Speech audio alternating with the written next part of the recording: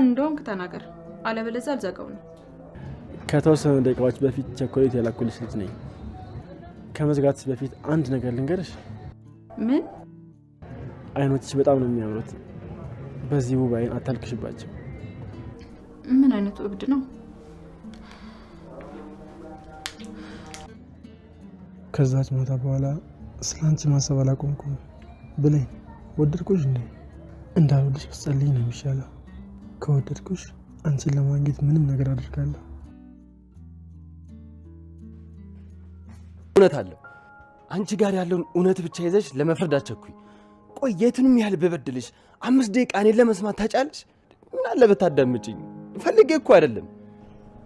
እሺ ላዳምጥ። ምክንያት ምንድን ነው? ብሌን ፈልጌ አይደለም ያደረኩት። ምነግርሽ እውነቴን ነው። ከናንተ ቤት ስወጣ ሳሚን አገኘሁት። አሳዳጊነትሽን ካላገጥኳት እንደሚገላት አስፈራራኝ። እኔ ደግሞ ለእናትሽ ምን ያህል ቦታ እንደምሰጭ አውቃለሁ። እሷ ሞታ አንቺ አዘር ውስጥ ገብተሽ እኮ ከማይ ብዬ ነው። ውሸታም አምኝ።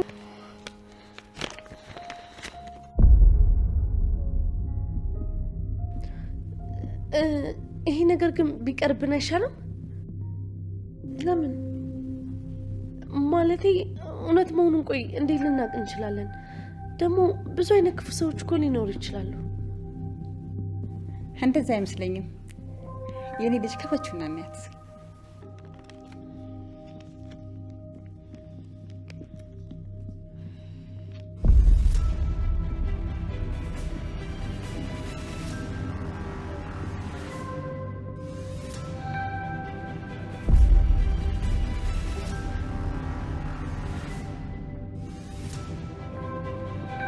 እናቴ እሷን እኮ ነው የምመስለው።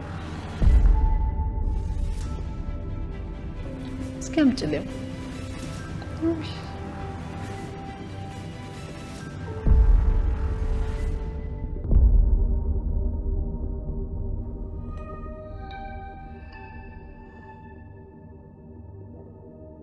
አዎ ቁርጥ ራሷን። የት ናት? የት ነው ማገኛት? እባክሽ ውሰጂኝ። ሰላም ሰላም ወደ ቻናሌ ቤተሰቦች እንዴት ናችሁልኝ? እንኳን ወደ ቻናሌ በሰላም መጣችሁ። አደራ ድራማ ክፍል 15 ላይ እንግዲህ በጣም አስገራሚ ትዕይንቶች እየታዩ ነው። የአቶ በኃይሉ ውሸቶች አሁን ላይ እንግዲህ ያለውን አማራጭ ለመጠቀም ውሸቶችን ጀምረዋል ማለት ነው። ወይም ደግሞ የብሌንን ጥያቄ የእናትነት ጥያቄ አፏን ለማዘጋትና የሚፈልገውን ነገር እስኪወስድ ድረስ እሷ ዝም እንድትለው አሁን ለሌላ ድራማ ጀምረዋል። አቶ በኃይሉ በሌላ ሰው ስልክ ያስደውልና የብሌን አሳዳጊ ጋር የብሌን እናት የት እንዳለች አውቃለሁ፣ ስለዚህ መጥቼ ወስጄ አገናኛችኋለሁኝ ብሎ ስልክ ይደውልላታል። እና እንግዲህ ገነትም ደግሞ ወይዘሮ ገነት የብሌን አሳዳጊ ማለት ነው ልጇ ጋር ትደውልና እናትሽን አድራሻዋ ተገኝቷል፣ እንኳን ደስ አለሽ ልጄ፣ ስለዚህ መጥቼ እናወራለን ብላ እንግዲህ ወደ ስራ ቦታዋ የብሌን እናት መታለች። የብሌን እናት ወደ ስራ ቦታዋም ከመጣች በኋላ ይዛት እንደምትሄድ በሌላ ጊዜ ነግራት እንግዲህ ትመለሳለች። ወይዘሮ ገነትም ወደ ሰላም ቤት ታመራለች። እንግዲህ እናም እንግዲህ የተሰጣትን በፖስታ የብሌን እናት ናት የተባለች ሴት ፎቶ ነበር የተሰጣት እና እንግዲህ ያንን ፖስታ ይዛ ወደ ሰላም ቤት ታመራለች ማለት ነው፣ ለብሌን ልታሳያት። ብሌንም ፖስታውን ከፍታ ስታይ እናቷ የተባለች ሴትን ታያለች እና በጣም ደስ አላት። በጣም ነው ደስ ያላት። እውነት ግን እዚህ ጋር ላይ እናቴን አገኘው ስትል ሰላም ቅር ያላት ነበር የምትመስለው። የሆነ አይኗን እያየቻት ነበረ። ምክንያቱም በቃ ማለት ውስጧ ልጇ እንደሆነች ይነግራታል ሰላም በብዙ ነገር። በልጅነቷ ቃልዬን ወይም ደግሞ ብሌን ልጅን ትቻ ሲሄድ ልክ እንዳንቺ ነበረች እያለች በተደጋጋሚ ስለምታወራ ማለት ነውና እንግዲህ አቶ በኃይሉ ድራማ ቀጥሏል። ብሌን ከሰላም ጋር እንዳትገናኝ እስከ መጨረሻው የሚያደርግ ነው የመሰለው። እንግዲህ እናቷ ያልሆነችን ሴት እናቷ ናት ብሎ ብሌንን ከዛ አካባቢ ለማባረር የፈለገ ይመስለኛል፣ ወይም ደግሞ ከሰላም ቤት ለማስወጣት ማለት ነው። እና ብሌን በጣም ደስ ብሏታል። እናቴን አገኘው ብላ በጣም ተደስታለች። እንግዲህ በጉዳዩ ብሌን ይሄን ነገር ምናልባት እናቷ ወደዛ ቤት ስትሄድ ማለት ነው ፎቶውን ስትሰጣት የታሸገ በፖስታ ስለነበረ ቃል ደነገጠች። ቁጭ ብድግ እያለች ይህ ነገር አስፈላጊ ነው ወይ ቢቀርስ እያለች እንግዲህ ምን ያለበት ምን አይልችልም ነው ይባላል ከነተረቱና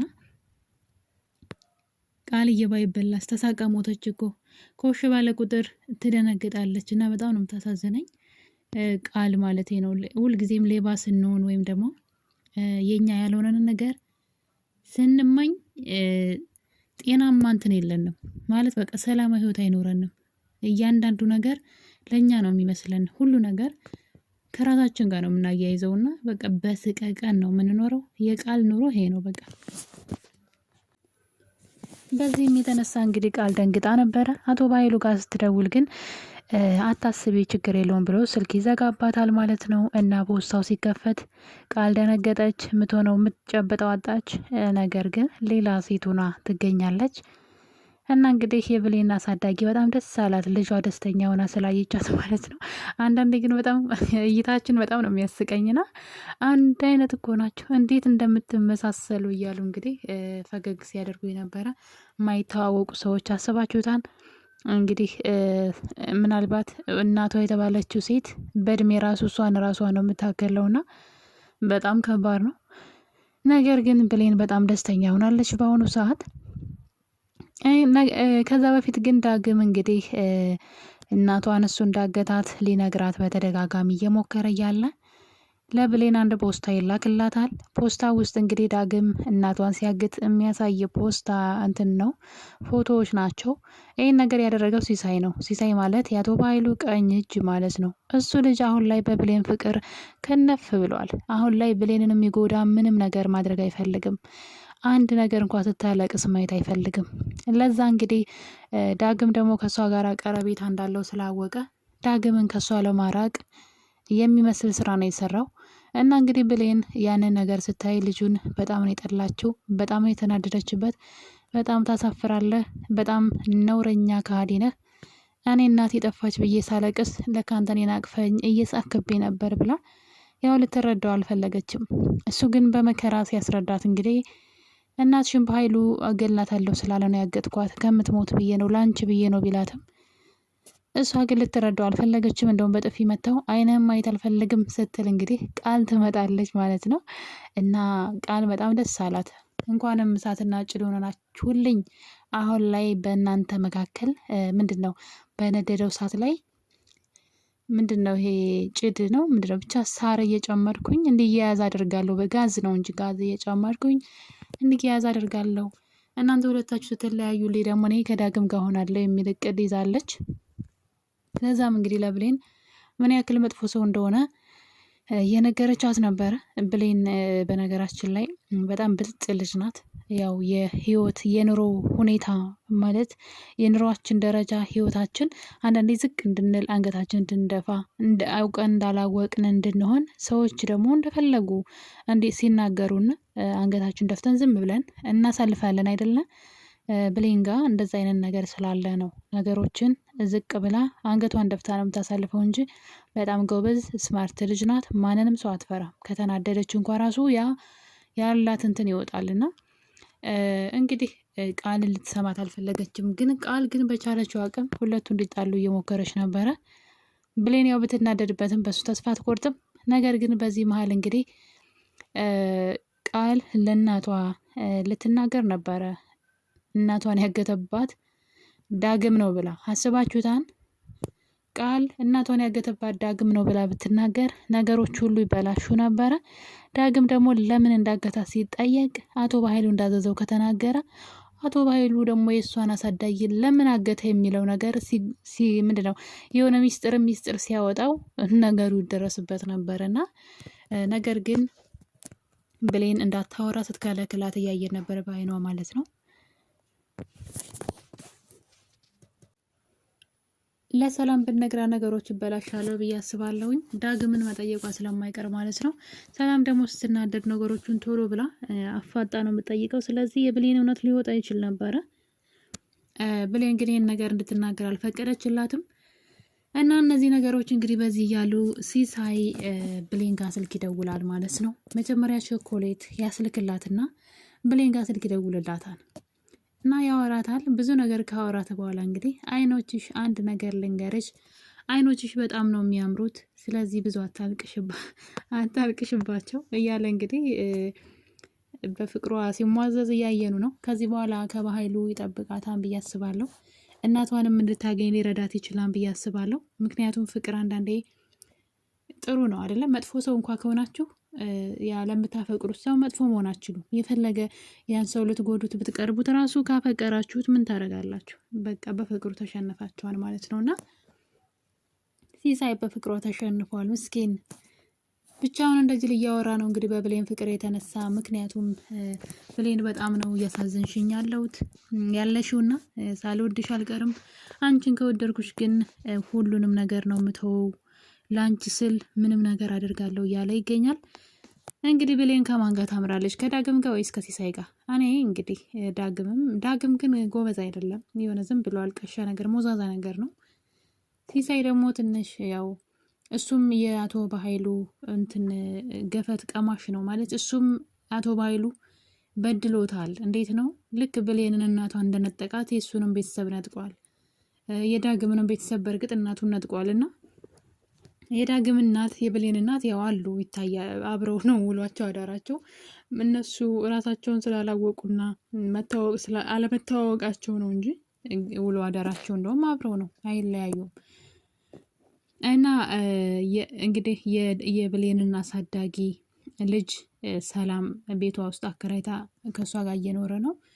የሰላምን ልጅ ደግሞ የዳግም ወላጅ እናት ያሳድጋታለች። እና አንድ ግቢ ውስጥ በአንድ ላይ ውሎ አዳራቸው አልተዋወቁም እንጂ። እና የሲሳይን ግን የት እንዳደረጋቸው አይታወቅም። ሲሳይ በጣም እየፎከረበት ነው።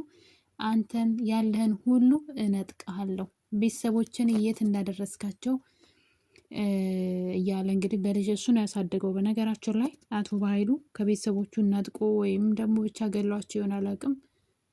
እሱ ካሳደገው በኋላ የሆነ የእሱ ተላላኪ እንዲሆንና መጥፎ ስራዎችን እንዲሰራለት ሲያደርገው ነው የኖረው። ምንም አይነት ጥሩ ስነ ምግባር እንዲሰራ አድርጎ አላሳደገውም። እና ይሄ ነገር አሁን ላይ እሱን እንዲበቀለው እየሆነ ነው። ይሄ ደግሞ ለብሌን በጣም አሪፍ አጋጣሚ ነው።